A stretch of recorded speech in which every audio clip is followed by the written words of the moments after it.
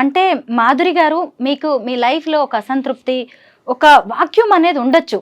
ఒకవేళ అందరు ఆడవాళ్ళలాగే నచ్చకపోతే విడాకులు తీసుకొని వేరే జీవితాన్ని ప్రారంభించే అవకాశం కూడా మీకుంది. అయినా సరే ఎందుకు దువ్వాడ గారే, ఎందుకంటే మీ చుట్టూ కూడా ఎంతో మంది మగాళ్ళు ఉండొచ్చు. ఎంతో అట్రాక్ట్ చేసే అవకాశాలు కూడా మీకు ఉండొచ్చు. అయినా సరే ఎందుకు ఈయనే నచ్చారు మీకు? పైగా ఇద్దరు పిల్లలు పెద్దవాళ్ళు అయ్యారు. వాళ్ళ ఇంట్లో ఉన్న ఇష్యూస్ ఇవన్నీ మీకు తెలుసు. అయినా సరే ఇంత ఏజ్ గ్యాప్ అంటే కావచ్చు, రకరకాల శ్రీనివాస్ issues గారు ఉన్నాయి. అన్నట్టు ఇది నిజంగా గత జన్మ బంధమేమో అని నాకు మిగిలిపోయిన, గత జన్మలో మేము మిగిలిపోయిన ప్రేమికులమేమో అని నాకు అనిపిస్తుంది. ఇంతమంది ఉంటే అతనే ఎందుకు నాకు కనెక్ట్ అయ్యారు, ఇంతమంది అమ్మాయిలు ఉంటే నేనే ఎందుకు శ్రీనివాస్ గారికి కనెక్ట్ అయ్యాను, మా ఇద్దరి మధ్యలోనే ఎందుకు ఇలాగ రిలేషన్షిప్ డెవలప్ అయింది, ఏదో గత జన్మలో మిగిలిపోయిన బంధం ఏమో నాకు కూడా అనిపిస్తుంది. శ్రీనివాస్ గారిలో అంటే కొన్ని క్వాలిటీస్ నాకు బాగా నచ్చాయి. తను చాలా హంబుల్, హానెస్ట్, స్ట్రైట్ ఫార్వర్డ్, నీతి నిజాయితీతో ఉంటారు. లంచం ఇలాంటివి ఏవి ఎవరు ఎంత చూపించినా అవి ఏమీ లొంగరు. సో ఇవన్నీ కూడా అతను ఉన్న బెస్ట్ క్వాలిటీస్, చాలా రేర్గా ఉండే qualities. Like diamond, Kohinoor diamond లాగా ఎంతో ఎంతో రేర్ పీస్ లాగా, ఒక రేర్ యాంటిక్ పీస్ అనమాట దువ్వాడ శ్రీనివాస్ గారు. ఈ రోజుకి ఇలా చూసినా గానీ ఈ వీడియో కోసం వెనకబడే వాళ్ళు చాలా మంది ఉండొచ్చు కూడా. అంటే ఆవిడకున్న క్యారెక్టర్ అలాంటిది, ఆవిడకున్న క్వాలిటీస్ అలాంటివి. అయినా సరే అసలు మీకోసమే ఆవిడ అలా స్టాండ్ అయిపోయి ఉండడం, ఇంత పిచ్చిగా ప్రేమించడం మీకు ఎప్పుడైనా ఆశ్చర్యంగా అనిపిస్తుందా? ఆశ్చర్యమే కదా. ఇదే, నేను అదే అనుకుంటాను. నా జీవితం ఎప్పుడూ ఆ ఈర్ష్య, అసూయ, ద్వేషం, ఆధిపత్యాల మధ్య నడిచింది మా ఇంట్లో.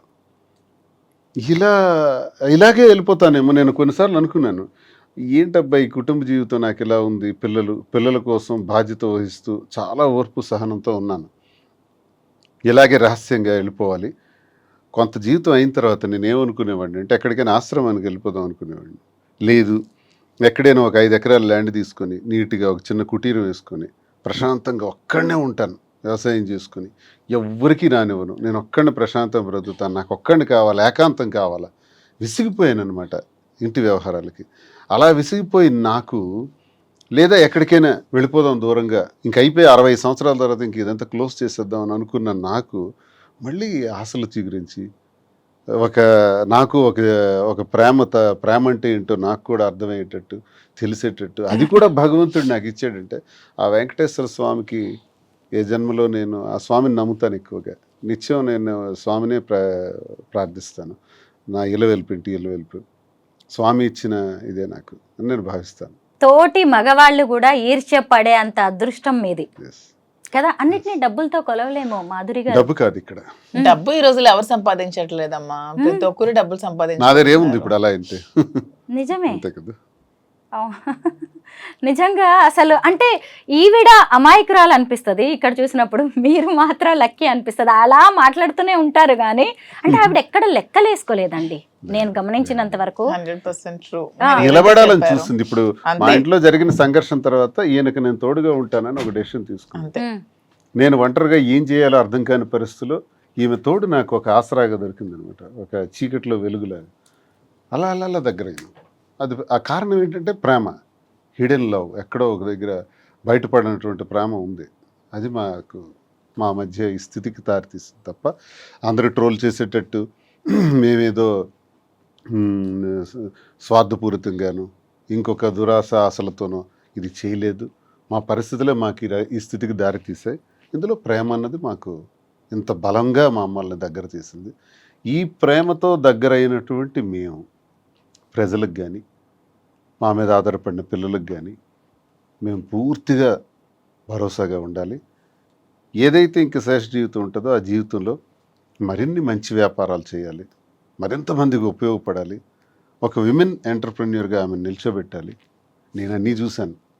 నేను బిజినెస్లో పీక్స్కి వెళ్ళాను, రాజకీయాలు చూశాను, అన్నీ చూశాను. ఇంకా నాకు అది ఇది చూడాలనే కోరికలు అయితే లేవు. ఆమెకు సపోర్ట్గా ఉందాం, ఏం చేస్తే అటన్నిటికీ ముందు సపోర్ట్ చేస్తాను. బిజినెస్లో కానీ రాజకీయాల్లో కానీ ఏం చేసినా పర్వాలేదు. మాధురి గారు, శ్రీనివాస్ గారు ఒక ప్రజాప్రతినిధి. ఆయన హీరోయిజం మీకు బాగా నచ్చుతుంది, ఆయన మంచితనం మీకు బాగా నచ్చుతుంది. కానీ ఆయన ఫ్యామిలీ విషయంలో ఆయనకి ఇంకా బాధ్యత ఉంది. పెద్దమ్మాయి పెళ్ళి అయింది, చిన్నమ్మాయికి ఇంకా ఆయన పెళ్లి చేయాల్సి ఉంది. భార్య సరే ఎటు పోయి ఎటు వచ్చినా ఆమె విషయంలో కూడా ఆయనకి బాధ్యత ఉంది. ఒకవేళ ఆయన ఆ బాధ్యతలు నెరవేర్చే క్రమంలో మీరు ఆసరాగా నిలబడతారా ఆయనకి? అదే చెప్తున్నాను, ఆమె విషయంలో బాధ్యతగా ఉంటూ ఆస్తి అంతా ఆమెకి రాసి వచ్చేసారు. అతను ఇది 0 బ్యాంక్ బ్యాలెన్స్ నా దగ్గరికి వచ్చారు.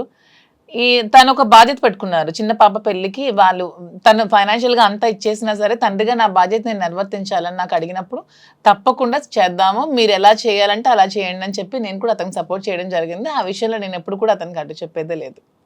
చాలా మంది ఆడవాళ్ళు ఇలాగా ఇష్టమైన వ్యక్తులను ఇష్టపడుతూ ఉంటారు, కానీ బయటకు చెప్పలేక కొంతమంది అయితే హత్యల దగ్గరకు వెళ్తున్నారు, ఆత్మహత్యల దాకా వెళ్తూ ఉంటారు. అసలు మీరు ఎలా ఫేస్ చేస్తున్నారు సొసైటీని? సొసైటీని నేను ఎప్పుడు నన్ను విమర్శించే వాళ్ళకి నేను ఇది పొంగిపోను, నన్ను విమర్శిస్తే నేనేం కృంగిపోను, నన్ను పొగిడితే నేనేమి పొంగిపోను. రెండు బ్యాలెన్స్ చేసుకుంటూ వెళ్తాను. మనల్ని అర్థం చేసుకున్న వాళ్ళు మనకు దగ్గరగా ఉంటారు, లేని వాళ్ళు దూరంగా ఉంటారు. సొసైటీని ఎప్పుడు ఎవరు పట్టించుకోకండి అమ్మా. సొసైటీ ఎప్పుడు మనం ఎలా ఉన్నా సరే ఎప్పుడు ఏదో ఒకటి అంటూనే ఉంటుందని ఎప్పుడు 10 సార్లు ఇదే చెప్తున్నాను. ఉమెన్ ఎలా ఉన్నా సరే సొసైటీ అనేది కామెంట్స్ చేస్తూనే ఉంటుంది ఎవ్రీ ఫీల్డ్ లో. ఈవెన్ సినిమాల్లో కానీ, మీ జర్నలిజంలో కానీ, ఈ సీరియల్స్ యాక్ట్ చేసే వాళ్ళు కానీ, బిజినెస్ ఉమెన్ కానీ, ఏదైనా సరే ఉమెన్ ప్రతిరోజు కూడా ప్రాబ్లమ్స్ ఫేస్ చేస్తూనే ఉన్నారు. ఇలా విమర్శలు, కాంట్రవర్సీలు ఎదుర్కొంటూనే ఉన్నారు. మన ఇంట్లో కూర్చున్నా సరే పక్కింటోళ్ళు, పొరుగింటోళ్ళు, ఎదురింటోళ్ళు ఏవో ఒకటి మాటలు అంటూనే ఉంటారు. కానీ నీ కష్టం వచ్చినప్పుడు ఏ పక్కింటోడు, పొరుగింటోడు, ఏ సొసైటీ కూడా నీ దగ్గరికి రాదు. సో అలా అని మరీ విచ్చలవిడిగా ఉండమని నేనైతే చెప్పను. కానీ మీ నచ్చినట్టు, మీ మనసుకు నచ్చినట్టు, మీ వల్ల ఎదుటి వాళ్ళు ఇబ్బంది పడకుండా, మీరు ఒక కంట కన్నీరుకి కారణం కాకుండా ఒక జీవితానికి మీరు హ్యాపీగా లీడ్ చేయండి. అంతేగాని ఎవరి కోసం మీ లైఫ్ ని సాక్రిఫైస్ చేయకండి. సంఘంలో ఉంటూ సంఘానికి అన్యాయం చేయకూడదు. మనం అంతే. మోసాలు, అన్యాయాలు, అక్రమాలు, ద్రోహాలు, దేశ ద్రోహాలు చేస్తే ఈ సంఘంలో మనకు చెడ్డ పేరును తెస్తాయి. ఎదుటి మనిషి కన్నీటికి మనం కారణం కాకూడదు. ఎదుటి మనిషిలో సంతోషానికి మనం కారణం అయితే చాలు.